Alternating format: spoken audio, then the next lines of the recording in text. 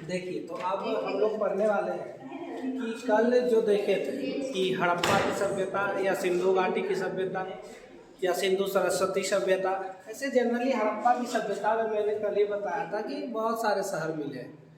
उत्खनन करने के बाद आर्कोलॉजिकल सोर्स के अनुसार बहुत सारा शहर मिला है, लेकिन जो जो इम्पोर्टेंट शहर मिला है उसको हम लोगों को ध्यान रखना है। ठीक है, तो सबसे पहले जो शहर मिला था वो 1921 में जो मिला था वो हड़प्पा ही था।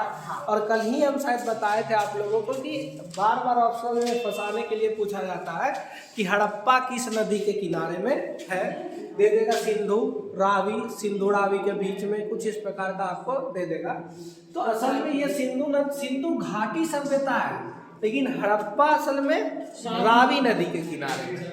और इसकी खोज दयाराम साहनी ने कब की थी? 1921। अब आता है कि मोहनजोदड़ो, जो इसकी राजधानी मानी जाती है, सिंधु घाटी सभ्यता की जो राजधानी कैपिटल मानी जाती है वो मोहनजोदड़ो है। वो सिंधु नदी के किनारे में है और इसकी खोज राखल दास बनर्जी 1922 में इन्होंने की थी। और कल मैंने बताया था कि मोहनजोदड़ो में ही सबसे बड़ी इमारत जो स्नानागार है वो पाया गया है। ठीक, अन्नागार भी यहीं से आपका पाया। लेकिन कंफ्यूज करने के लिए पूछ सकता है, लेकिन असल में स्नानागार सबसे बड़ी इमारत यहाँ से मिली।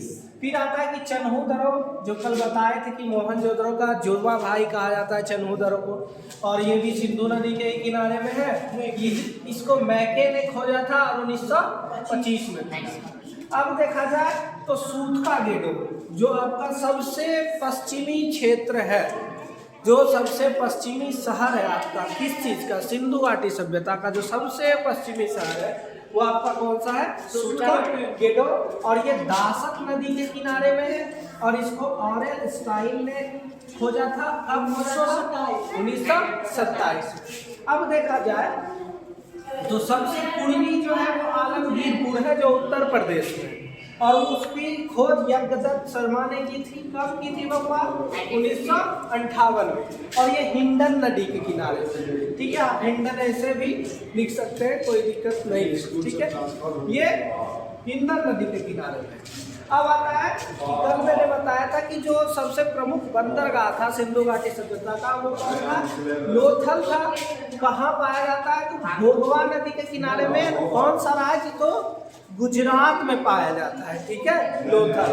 और ये इसकी भी खोज किसने की थी? रंगनाथ राव में। कब? तो 1954 में। अब आता है कि रोपर जो है वो सतलज नदी के किनारे में पाया जाता है, और यह यज्ञदत्त शर्मा ने इनकी खोज की थी और 1953 में इसका खोज हुआ है।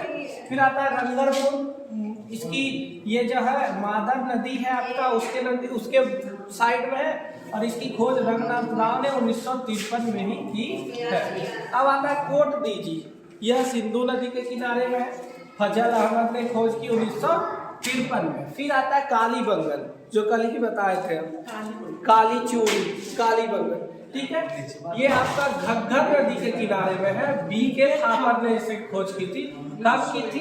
तो 1921 में। ठीक है, और और कालीबंगन जनरली शायद हरियाणा में पाया जाता है। ठीक है, अब आता है कि बनमाली रंगोई में, रंगोई रवि सिंह बिष्ट ने 1974 में की। ये भी शायद देखा जाए तो बनमाली ये भी हरियाणा में ही पाया जाता है। धौलावीरा है, ये लूनी नदी के किनारे में है। ठीक है, ये राजस्थान में पाया जाएगा।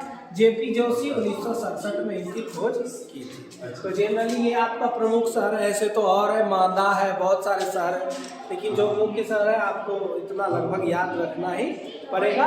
और इसके खोजकर्ता और कब खोज हुई और कौन से नदी के किनारे में। ठीक है।